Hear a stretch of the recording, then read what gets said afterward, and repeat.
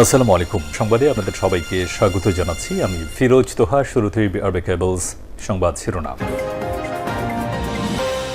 বাংলাদেশের সর্বশেষ গুরুত্বপূর্ণ আপডেট সংবাদে আপনাকে স্বাগত। শুরুতেই সংবাদ শিরোনাম, পরে বিস্তারিত। প্রথমেই জানাবো, রায়গঞ্জে এমপির গাড়ি ভরে হামলার অভিযোগ, প্রতিবাদে বিক্ষোভ মিছিল। রায়গঞ্জে সিরাজগঞ্জ ৩ রায়গঞ্জ ও তারাস আসনে সংসদ সদস্য বিপি আইনুল হকের গাড়ি ভরে ব্যাপক হামলার ঘটনা ঘটেছে আজ। উপজেলার ধানগড়া বাজারে একটি মতবিনিময় সভা শেষে ফেরার পথে তার গাড়ি ভরে হামলা করা হয়। হামলার খবর ছড়িয়ে পড়লে এর প্রতিবাদে রায়গঞ্জের চান্দাইকোনা এবং সলঙ্গায় পৃথক বিক্ষোভ মিছিল করেছে স্থানীয়রা।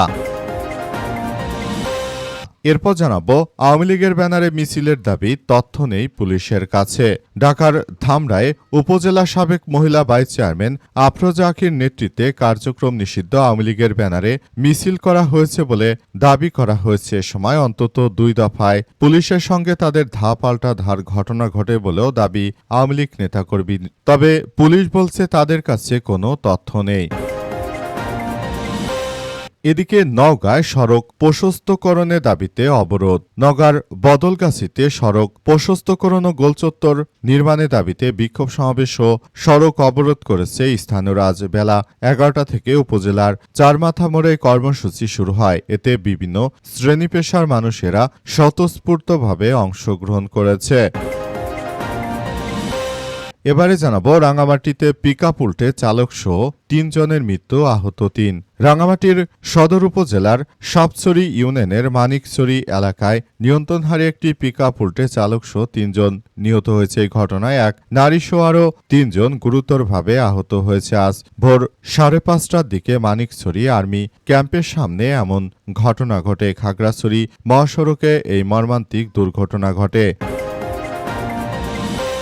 এবং সর্বশেষ জানাবো, স্বেচ্ছাসেবক দলের কর্মসূচি ঘোষণা। স্বেচ্ছাসেবক দলের 46তম প্রতিষ্ঠা বার্ষিকী উপলক্ষে সংগঠনের সভাপতি এমপি এস.এম. জিলানীর সভাপতিত্বে সাধারণ সম্পাদক ও প্রতিমন্ত্রী রাজীব আহসানের সঞ্চালনায় জাতীয় কমিটির সাধারণ সভা অনুষ্ঠিত হয়েছে। আজ অনুষ্ঠিত সভায় সর্বসম্মতিক্রমে দেশব্যাপী কর্মসূচি পালনের সিদ্ধান্ত গ্রহণ করা হয়। প্রিয় দর্শক, এতক্ষণ শুনছিলেন সংবাদ শিরোনাম, এবারে বিস্তারিত। তবে তার আগে বন্ধুরা, অনুরোধ থাকবে এই সংবাদটিতে একটি লাইক দিন। এই চ্যানেলে আপনি নতুন হয়ে থাকলে আমাদের সংবাদটি দেখতে দেখতে চ্যানেলটি সাবস্ক্রাইব করে রাখুন। কমেন্ট করে বন্ধুরা আপনার মূল্যবান মতামত জানিয়ে দিন আপনি বিশ্বের কোন দেশ থেকে বা বাংলাদেশের কোন স্থান থেকে আমাদের সংবাদটি দেখছেন এবং শুনছেন। আর বন্ধুরা, সংবাদটি আপনার সোশ্যাল মিডিয়া ফেসবুকে শেয়ার করে বন্ধুদেরও দেখার সুযোগ করে দিন। গাজা যুদ্ধে আপনি যদি নিরীহ ফিলিস্তিনিদের ভালোবেসে থাকেন বন্ধুরা, কমেন্টে ইয়েস লিখে পুরো বিশ্ববাসীকে আমাদের এই তাজা আপডেটটি দেখার সুযোগ করে দিন। এবারে বিস্তারিত। আর বন্ধুরা, দেখতেই থাকুন আমাদের এই লেটেস্ট আপডেট সংবাদ।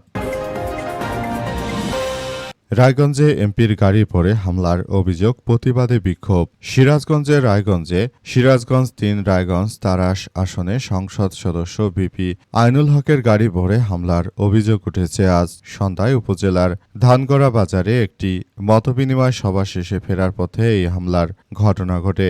অভিযোগ করা হয়েছে, হামলার খবর ছড়িয়ে পড়লে এর প্রতিবাদে রায়গঞ্জের চান্দাইকোনা এবং সলঙ্গায় পৃথক বিক্ষোভ মিছিল বের করে স্থানীয়রা। বিক্ষোভকারীরা হামলাকারীদের দ্রুত গ্রেপ্তার এবং শাস্তির দাবি জানায়। এমপি আইনুল হকের ফেসবুক আইডি থেকে প্রকাশিত এক ভিডিও বার্তায় ফয়সাল বিশ্বাস নামের এক ব্যক্তিকে হামলার অভিযোগ তুলে বলেন, জামাত শিবির ও এনসিপির নেতাকর্মীরা এই হামলায় জড়িত ছিলেন। আসলে দেশ জুড়ে জামাত শিবির এবং বিএনপির মধ্যে যে কামড়াকামড়ি শুরু হয়েছে, এতে সাধারণ মানুষ আমরা অনেক বেশি এর জন্য খুব সমস্যার মধ্যে পড়েছি। দেশ জুড়ে যে ধরনের ভয়াবহ বিপর্যয়কর পরিস্থিতির আসলে সৃষ্টি হচ্ছে, দেশের প্রতিটি জায়গায় যেভাবে এই ভয়াবহ বিপর্যয়কর পরিস্থিতি চলছে, এর থেকে সবাইকে বাঁচতে হবে। এর থেকে সবাইকে বাঁচার জন্য কার্যকর পরিস্থিতির মধ্য দিয়ে যেতে হবে। দেশে আসলে যেভাবে এই ভয়াবহ বিপর্যয়কর পরিস্থিতি চলছে সেখান থেকে আমাদের সবাইকে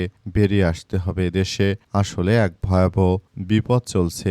জামাত ও বিএনপির নেতাকর্মীদের মধ্য যে আক্রমণ পাল্টা আক্রমণ চলছে, এর জন্য প্রতিনিয়ত আমরা সাধারণ মানুষ এর জন্য খুবই ভয়াবহ বিপর্যয়কর পরিস্থিতির মধ্যে পড়ে গেছি।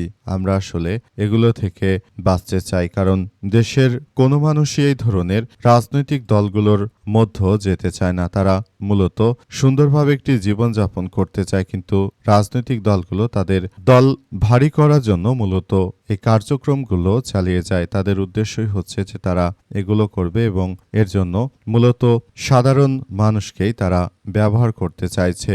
এটি চলতে থাকলে এক ভয়াবহ বিপর্যয়কর পরিস্থিতি অপেক্ষা করছে। আওয়ামী লীগের ব্যানারে মিছিলের দাবি, তথ্য নেই পুলিশের কাছে। ঢাকা ধামরাই উপজেলায় সাবেক মহিলা ভাইস চেয়ারম্যান আফরোজা আখির নেতৃত্বে কার্যক্রম নিষিদ্ধ আওয়ামী লীগের ব্যানারে মিছিল করা হয়েছে বলে দাবি করা হয়। সময় অন্তত 2 দফা পুলিশের সঙ্গে ধাওয়া পাল্টা ধার ঘটনা ঘটেছে। এই ঘটনায় এরপর ওই এলাকায় পরিস্থিতি থমথমে অবস্থা বিরাজ করে, কিন্তু পরক্ষণে পুলিশের সদস্যদের কাছে জানতে চাইলে তারা জানিয়েছে যে এসব বিষয় নিয়ে তাদের কাছে কোনো তথ্য নেই। পুলিশের সদস্যরা আরও জানিয়েছে যে তারা আসলে বলতে পারবে না উক্ত মিছিলটি কোন এলাকার। পুলিশের কর্মকর্তারা তারা জানাতে পারেনি যে আসলে মিছিলটি কোথাকার এবং কি উদ্দেশ্য করে মিছিলগুলো করা হচ্ছিল। মিছিলগুলো আসলে যে বা যারাই করেছে তাদের সঙ্গে পুলিশ তাদেরকে দেখতে পায়নি বলে এমন কথা জানা গেছে। তবে এই ঘটনার পরই অনেকে অভিযোগ করেছে, বিশেষ করে বিএনপি ও জাতীয় নাগরিক পার্টি এনসিপি নেতৃত্ববৃন্দরা। তারা বলছে যে দেশের বিভিন্ন জায়গায় সক্রিয়ভাবে আওয়ামী দুর্বৃত্তরা কার্যক্রম চালালেও আসলে পুলিশের সদস্যরা এটা নিয়ে মুখে কুলু পেটেছে। তারা এই মুহূর্তে সব বিষয় নিয়ে তারা কিছুই বলতে চাচ্ছে না। কিন্তু আমরা বলতে চাই, এই ধরনের ঘটনাগুলো আমাদের জন্য খুবই এক ভয়াবহ বিপর্যয়কর পরিস্থিতির সৃষ্টি করতে পারে। সবাইকে এই সব বিষয়গুলো নিয়ে খুবই গুরুত্ব সহকারে সবকিছু কার্যক্রম চালিয়ে যেতে হবে। যদি দেশে আসলে এই ধরনের ঘটনাগুলো ঘটতে থাকে তাহলে ভবিষ্যতে আমাদের সবার জন্য আরো ভয়াবহ বিপর্যয়কর পরিস্থিতির সৃষ্টি হতে পারে। সেখান থেকে আসলে আমাদের বেরিয়ে আসা কোনোভাবেই সম্ভব হবে না।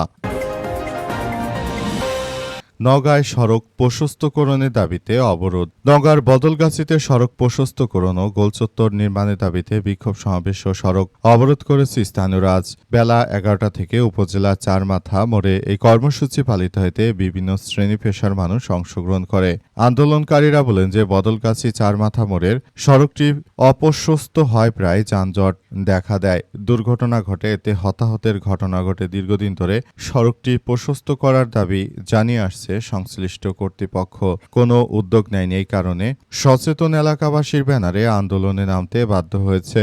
কর্মসূচির সহ বিভিন্ন দাবি সংবলিত ব্যানার ও প্ল্যাকার্ড দেখা গেছে। সময় তারা সড়ক প্রশস্তকরণ, গোলচত্বর নির্মাণ সহ বিভিন্ন কার্যক্রম চালানোর জন্য সরকারের প্রতি উদাত্ত আহ্বান জানায়, যাতে করে বর্তমান সরকার সবকিছু করতে পারে।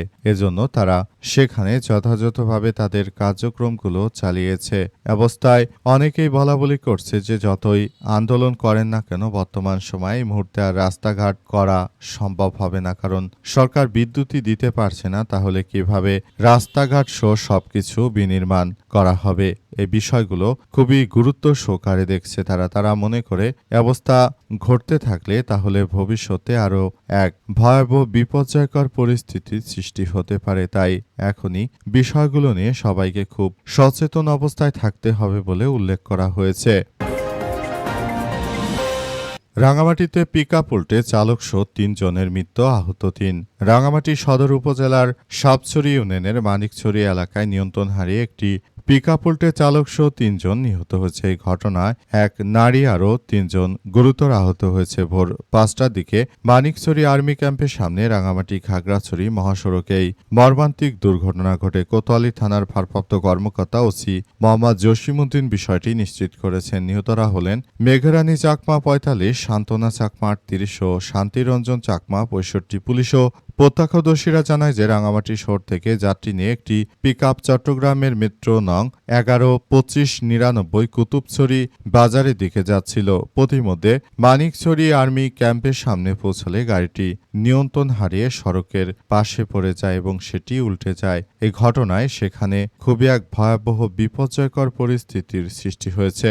অবস্থা চলতে থাকলে সবাই আরও ভয়াবহ এক বিপর্যয়ের মধ্যে পড়ে যাবে। সেখানে থাকা সাধারণ লোকজনেরা তারা মূলত বিষয়গুলো নিয়ে খুবই গুরুত্ব দিচ্ছে এবং তারা এগুলো সমাধানের সর্বাত্মকভাবে প্রচেষ্টা চালিয়ে যাচ্ছে। অবস্থা চলতে থাকলে সবাই আরও বেশি ভয়াবহ এক বিপর্যয়কর পরিস্থিতির মধ্যে চলে যেতে পারে। তাই এখান থেকে বেরিয়ে আসা এই মুহূর্তে সবার জন্য খুবই এক গুরুত্বপূর্ণ অধ্যায় হিসেবে দাঁড়িয়েছে। এই মুহূর্তে সবাইকে আরও বেশি সজাগ দৃষ্টি রাখতে হবে যাতে করে এই ধরনের কোনো ঘটনা আর না ঘটে। সেই ব্যাপারগুলো নিয়ে সবার মধ্যে জনসচেতনতা বৃদ্ধি করার জন্য সেখানে ব্যাপক কার্যক্রম চালানো উচিত, কারণ পাহাড়ি অঞ্চলগুলো এমনিতেই গিরিখাতগুলো অনেক গভীর হয় এবং সেখানে পরে মানুষের মৃত্যু একদম নিশ্চিতই বলা যেতে পারে। সেখানে ছোট একটি দুর্ঘটনা বড় ধরনের একটি কান্নায় পরিণত করতে পারে। তাই ব্যাপারগুলো নিয়ে সবাইকে আরও বেশি সজাগ দৃষ্টি দেওয়ার জন্য প্রশাসনের পক্ষ থেকে বলা হয়েছে এবং যেসব পরিবারের সদস্যরা মারা গেছেন তাদের শোক সন্তপ্ত পরিবারের প্রতি উদাত্ত আহ্বান জানানো হয়েছে এবং তারা যেন যথাযথভাবে সবকিছু করতে পারে সেগুলো একসঙ্গে করার ব্যাপারগুলো সামনে নিয়ে আসা হয়েছে।